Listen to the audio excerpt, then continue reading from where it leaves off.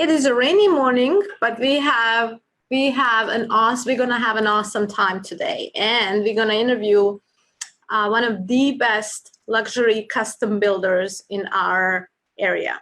So when it comes to choosing a home builder for your custom home and for your custom construction project, quality and trust should never be compromised. This is one of their mottos and sayings on their website. And today it's a pleasure and an honor to have with me a Monarch construction owner and a builder, Faris Alsamarai, with us. And he is gonna tell us a little bit about luxury custom built homes. Good morning, Faris, how are you?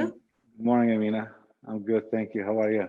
Great, thank you. Thank you so much for taking time to interview with us this morning and educate us a little bit on the process and on the things that you do and on your homes. So just tell us, please, first, how did you become a builder, and how long have you been doing this?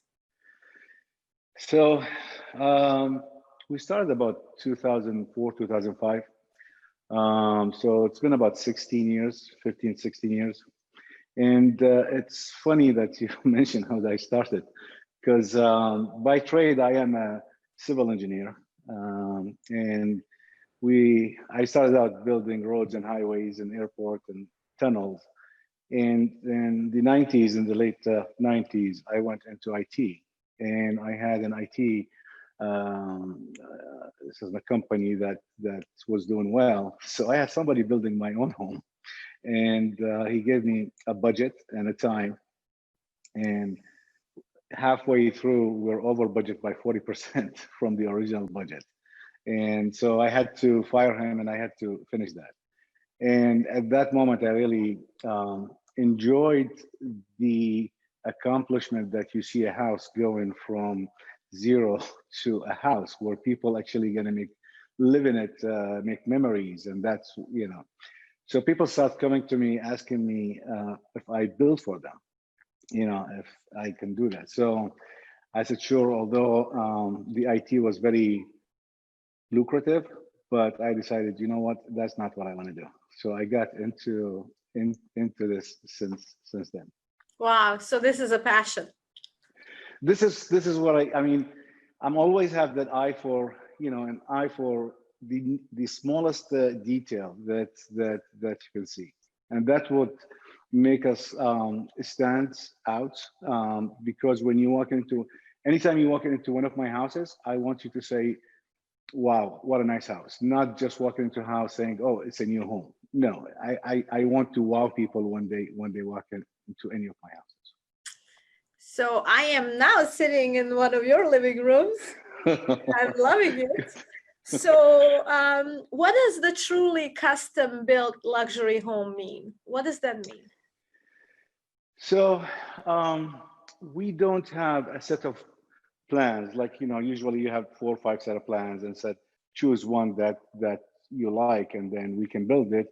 And we change the appliances, and we change, you know, this and that, and we can make it a custom home. A custom home to me is when a customer calls me to saying that they want to build a house. So the first thing we do, I have to meet with them. I have to know how many people are going to be in the house. Are they going to have in-laws? How they entertain? Are they going to have 2 people? Are they going to have 10 people? You know. So, and we start out by designing a house to the way they live.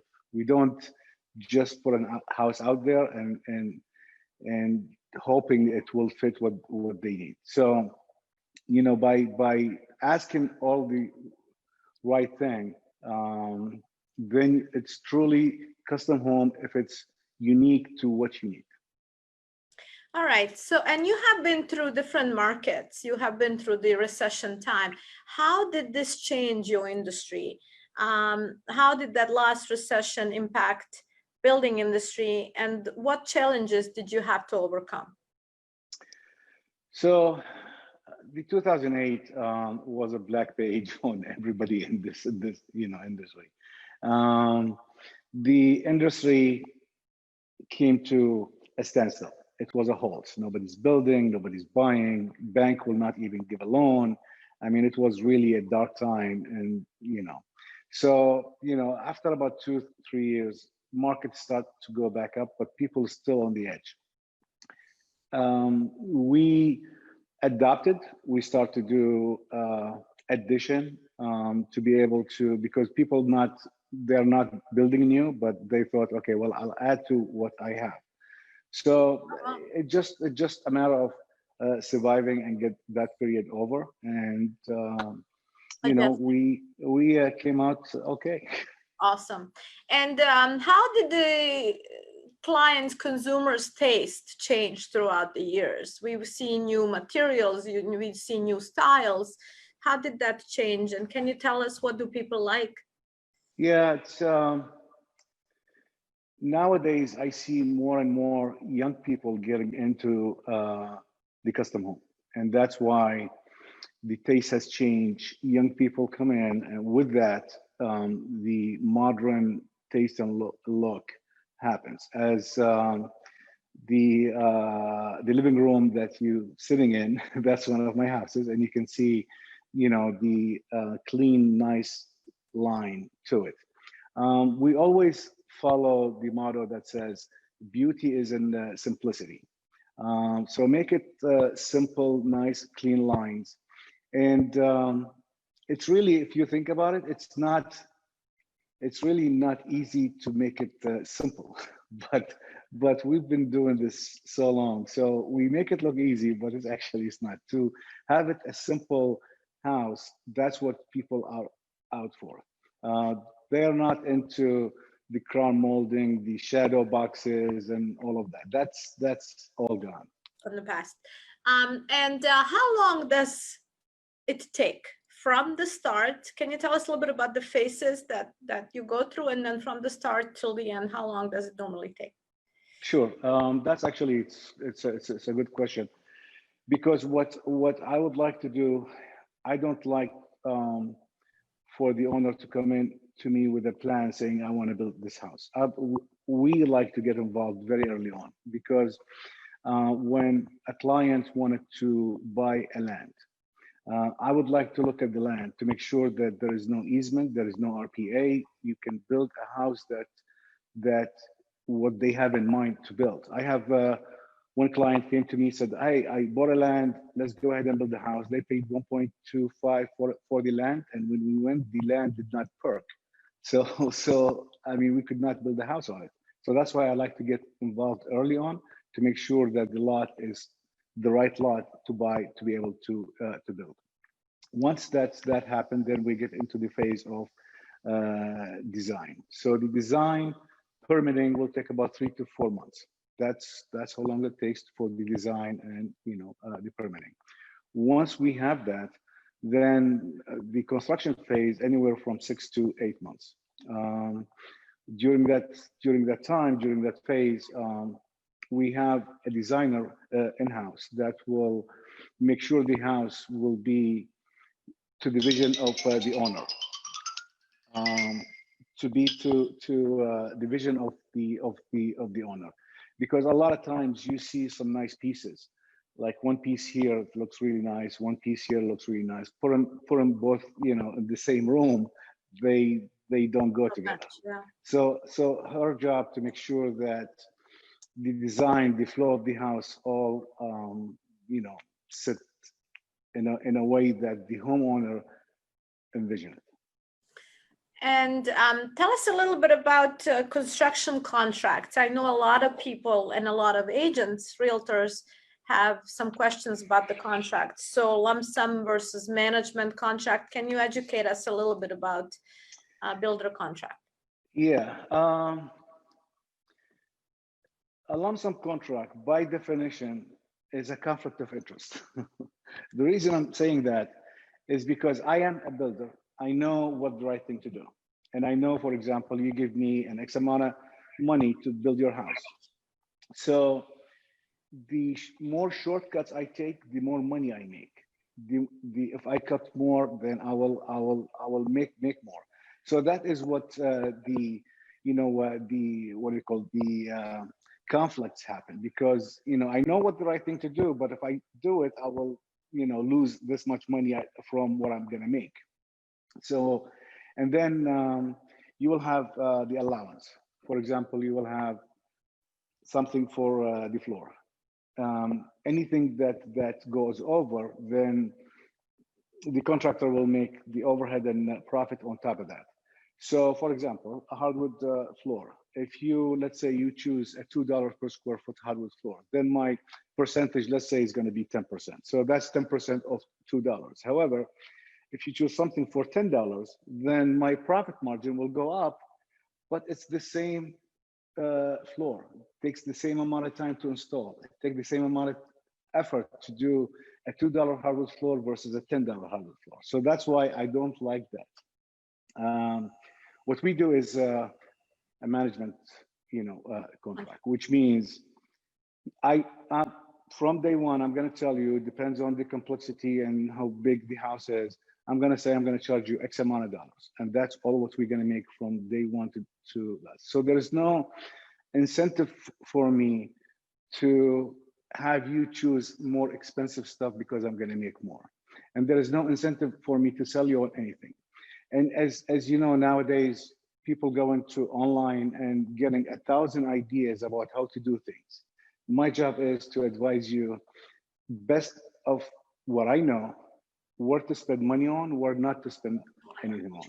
So we'll be on the same team, same page to try to build the house in the most economical way, but not jeopardizing the quality of the house. All right. I was just checking if we have any questions from the Facebook viewers. You have quite a following on Facebook, so that's awesome. Yes. And so I know you're working with our agent, Bill Hoffman, and it's a very successful relationship and we love it. Yes. But what does a builder look for in an agent? What do you guys like to see working with agents?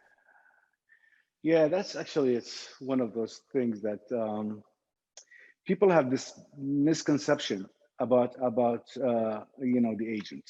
They want to buy a house or they want to buy a land, and they say, okay, well, I'll go online and see what's on the market, and call the selling agent and tell them, take 2% of or 1, 2, 3%, whatever the commission for the buying agent, and then give me a discount. And the selling agent, of course, is going to say, sure, we'll do that. However, the selling agent is working for the seller. So the buyer has nobody to work out for him, to look out for him. So when you go to the settlement company, you're leaving a lot of money on the table because nobody's looking out for you.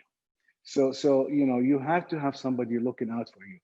It's gotta be a partnership, in everything I do, from the vendor to the subcontractors to my PMs. The work is a partnership, because if I do well, everybody else is going to do well. The vendor, subcontractors, agents, everybody's going to do well. So to me, it's a partnership. You cannot say he works for me. No, we all work. I work with him. He works with me. Everybody works with each other to be able to get to what you want to get. Yes, thank you for saying that. I so appreciate you saying that, because a lot of times buyers don't really understand that they really need somebody in their corner looking for their best, especially with the largest possession in their life, something like the home, and then especially the custom home and building a home. So what do you see in the market going forward once we are out of this health crisis that we're in right now? We need land. People want to build. We want homes to sell. We need more lots and more land. So what do you see going forward? Well, believe it or not, during this time, we are busier than we were in the past. It seems to me there are factors, maybe 2 or 3 in there. One of them, people are, maybe they had in mind they want to build or they want to get into that, but they didn't have the time to do it. Now they are home all the time, so they are thinking about it more and thinking about it more, and they are making the move. The second one is people are spending more time at home, In the past, you wake up in the morning, you go to work, you come back in the evening, you barely spend 2-3 hours at home, and then you go to bed and you do it all over again.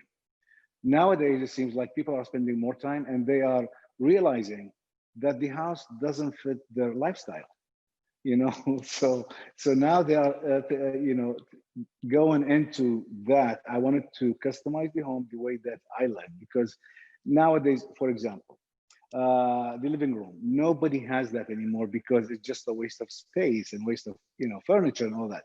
So people start to seeing things like, okay, well, that doesn't fit for me. So they are getting into that. The way I see it, it's the way to go. It's probably a custom home, because the misconception about building a custom home is going to cost me an arm and a leg. A custom home is actually, it's you have to be with the right person, of course, but a custom home is actually not as expensive as people think. Actually, it's becoming more and more, because the consumer now, they are very educated on things. They know how much a refrigerator costs. They know how much this thing costs. So it's not like in the past where you don't have access online to see the cost of things. So, I mean, we're in the business to make some money, earn a living, but as long as it's not huge, as long as upfront, I'm going to tell you this is how much I'm going to cost, this is how much it's going to cost. With that, the cost of the material, subcontracts, and all the same. So the way I see it, it's going that route. It's going to the custom home build. All right, I see the demand. The demand never even went down in all of this, in the crisis. We have people buying in all price ranges, especially in the luxury price range. So it's just, it's amazing. It's amazing how lucky and blessed we are, and what an awesome area we live in and work in. So Absolutely. it's such a great market. So we don't have any questions, but we do have a note from somebody Tanvir Aziz says, "Hi Faris, I'm looking for a general contractor for a DC property. Please, if you have somebody to do a major renovation." So he left his phone number for you to call him. So I love that people see you as a resource. Anything else that you want to share? Any advice you want to give to any of the buyers, any of the clients, or any of the realtors?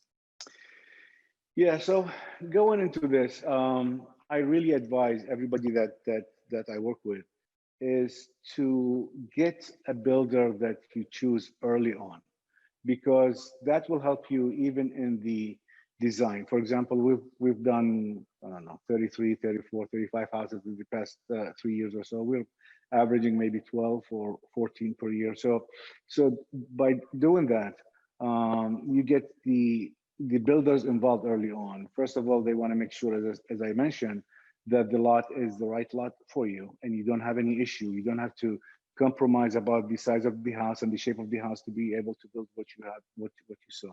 Also, it will help. The builder will help.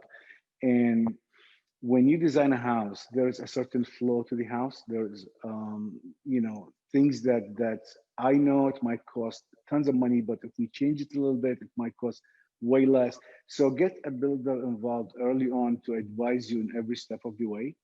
So this way, he is familiarized with the house because he's involved from day one. So he will have a pretty good idea the vision that you have for the house. So that's what I advise people to get, as I said, involved early and hoping for the best. All right. Well, I want to thank you for spending the time this morning with us.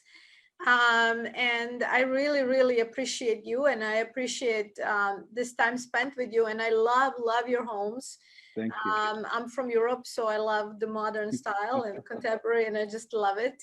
I love the material you're using, all the really custom things that you do. And thank you.